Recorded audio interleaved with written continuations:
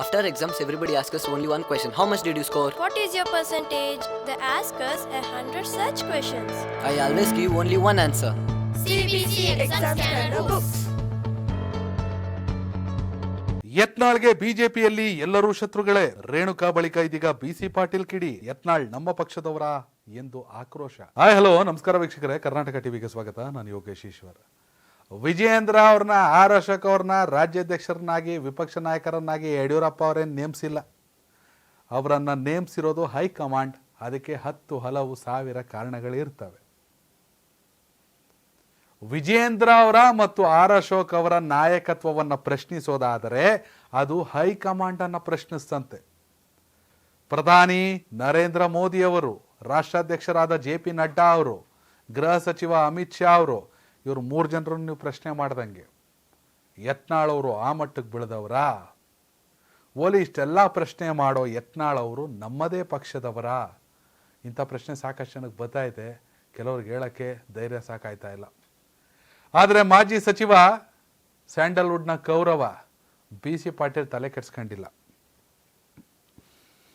Vijayendra ನೇಮಕಾತಿಯನ್ನು ಪ್ರಶ್ನಿಸುತ್ತಿರುವಂತಹ BC Patil ಅವರ ವಿರುದ್ಧ ನೇರವಾಗಿ ಗರಂ ಆಗಿದ್ದಾರೆ. ಆಕ್ರೋಶವನ್ನು ವ್ಯಕ್ತಪಡಿಸಿ ತಾವೂ ಪ್ರಶ್ನೆಯನ್ನು ಬಿಟ್ಟಿದ್ದಾರೆ. ಯತ್ನಾಳ್ ಅವರೇ, ನೀವು BJPಲೇ ಇದ್ದೀರಾ? ಮಾತೆತ್ತಿದ್ರೆ ಪ್ರಧಾನಿಯಾಗಿ ನರೇಂದ್ರ ಮೋದಿ ಅವರು ಇರಬೇಕು, ಅವರ ಭುಜವನ್ನು ಬಲಪಡಿಸಬೇಕು, ಅವರಿಗೆ ಶಕ್ತಿಯನ್ನು ತುಂಬಬೇಕು ಅಂತೀರಾ. ಇಲ್ಲ ಬಂದ್ಬಿಟ್ಟು ವಿಜಯೇಂದ್ರ ಅವ್ರ ವಿರುದ್ಧ ಮಾತಾಡ್ತೀರಾ. ಇದೇ ತಾನೇ ಯತ್ನಾಳ್ ಅವ್ರು ಮಾಡ್ತಿರೋದು.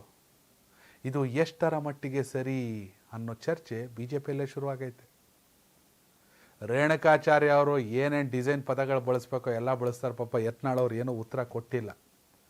ಯತ್ನಾಳ್ ಅವ್ರಿಗೆ ಸೆಷನಲ್ಲಿ, ಬೆಳಗಾವಿ ಸೆಷನಲ್ಲಿ ಸಿದ್ದರಾಮಯ್ಯ ಅವರು ಅಂತಿದ್ರು, ಒಂಥರ ಜಾಣ್ ಪೆದ್ದ ಇದ್ದಂಗೆ ನೀವು ಅಂತ. ಅಂದರೆ ಅದರಲ್ಲಿ ಹೊಗಳಿಕೆಯೂ ಇದೆ, ಅದರಲ್ಲಿ ಯತ್ನಾಳ್ ಅವರ ಮುಗ್ಧತೆಯೂ ಇದೆ, ಅದರಲ್ಲಿ ಯತ್ನಾಳ್ ಅವರ ಅವಸರದ ಮಾತುಗಳ ಬಗ್ಗೆಯೂ ಇದೆ. ನೀವು ಜಾಣ ಆದರೂ ಪೆದ್ದ, ಆದರೆ ಅತೀ ಬುದ್ಧಿವಂತ. ಸಿದ್ದರಾಮಯ್ಯವ್ರು ಕೊಟ್ಟಿರೋ ಸರ್ಟಿಫಿಕೇಟು, ಸಿದ್ದರಾಮಯ್ಯವ್ರು ಕೊಟ್ಟರು ಯತ್ನಾಳ್ ಅವ್ರ ಬಗ್ಗೆ ಅಂದರೆ ಅದು ಪ್ರಧಾನಿ ಮೋದಿಗಿಂತಲೂ ದೊಡ್ಡದು. ಯಾಕೆಂದರೆ ಯತ್ನಾಳ್ ಅವ್ರ ಬಗ್ಗೆ ಮೋದಿಗಿಂತ ಚೆನ್ನಾಗಿ ಸಿದ್ದರಾಮಯ್ಯವ್ರಿಗೆ ಗೊತ್ತಿರುತ್ತೆ. ಪಕ್ಷ ಬೇರೆಯಾದರೂ, ತತ್ವ ಸಿದ್ಧಾಂತಗಳು ಬೇರೆಯಾದರೂ, ವ್ಯಕ್ತಿಯಾಗಿ, ಸ್ನೇಹಿತರಾಗಿ, ಮನುಷ್ಯನಾಗಿ ಯತ್ನಾಳ್ ಅವ್ರ ಬಗ್ಗೆ ಗೊತ್ತು ಸಿದ್ದರಾಮಯ್ಯ ಅವ್ರಿಗೆ. ಹೀಗಾಗಿ ಅವರು ಜಾಣ ಪೆದ್ದ ಅಂದರು ಪ್ರೀತಿಲಿ. ಅದನ್ನು ತಪ್ಪಾಗಿ ಅಂತ ತಿಳ್ಕೊಳ್ಳಿಲ್ಲ ಯತ್ನಾಳ್ ಅವರು. ಇದೀಗ BC ಪಾಟೀಲ್ ಅವರು ಯತ್ನಾಳ್ ಅವರು BJP ಪಕ್ಷದವರೆಯೇ, ಹಾಗಾದರೆ ಹೈಕಮಾಂಡ್ ನಡೆಯನ್ನೇ, ಹೈಕಮಾಂಡ್ ಬದ್ಧತೆಯನ್ನೇ ಪ್ರಶ್ನಿಸೋದು ಎಷ್ಟರ ಮಟ್ಟಿಗೆ ಸರಿ ಅಂತ ಕೇಳೋರೆ. ಯತ್ನಾಳ್ ಅವ್ರು ಬಂದ ಮೇಲೆ ಎಲ್ಲರಿಗೂ ಉತ್ತರ ಕೊಡ್ತಾರೆ ಅನಿಸುತ್ತೆ. ರೇಣುಕಾಚಾರ್ಯ,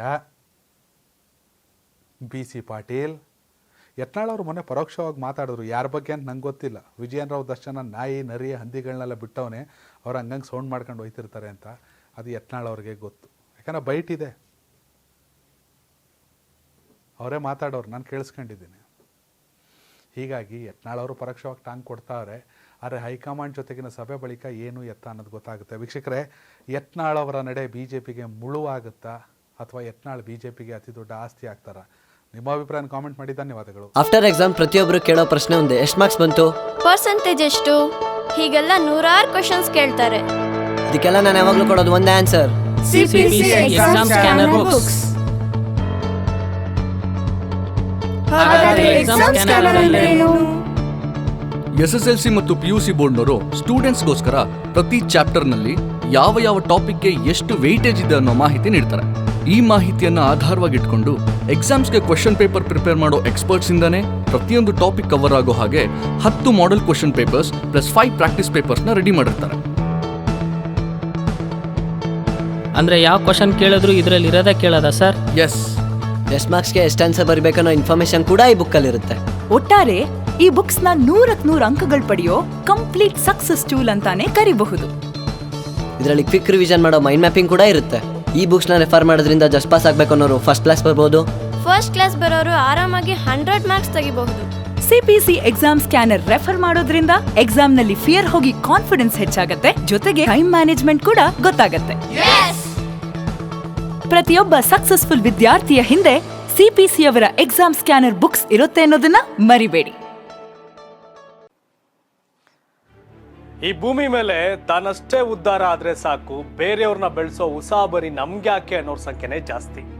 ಆದ್ರೆ ಕೆಲವರು ಮಾತ್ರ ತಾನು ಬೆಳೆಯೋದ್ರ ಜೊತೆಗೆ ತನ್ನವರನ್ನು ಕೂಡ ಬೆಳೆಸ್ತಾರೆ. ತಮಗಿಂತ ಎತ್ತರಕ್ಕೆ ಬೆಳೆಯೋಕೆ ಬೆಳಕಾಗ್ತಾರೆ. ಸಾಧಿಸುವ ಗುರಿ ಇದ್ದವ್ರಿಗೆ ದಾರಿದೀಪ ಆಗ್ತಾರೆ. ಇದೀಗ ನಾನು ಇತರರ ಭವಿಷ್ಯಕ್ಕೆ ಬೆಳಕಾಗುವವರ ಸಂದರ್ಶನ ಮಾಡಲು ಹೊರಟಿದ್ದಾನೆ. ಮಿಸ್ ಮಾಡದೆ ನೋಡಿ ಕರ್ನಾಟಕ ಟಿವಿ ದಾರಿದೀಪ.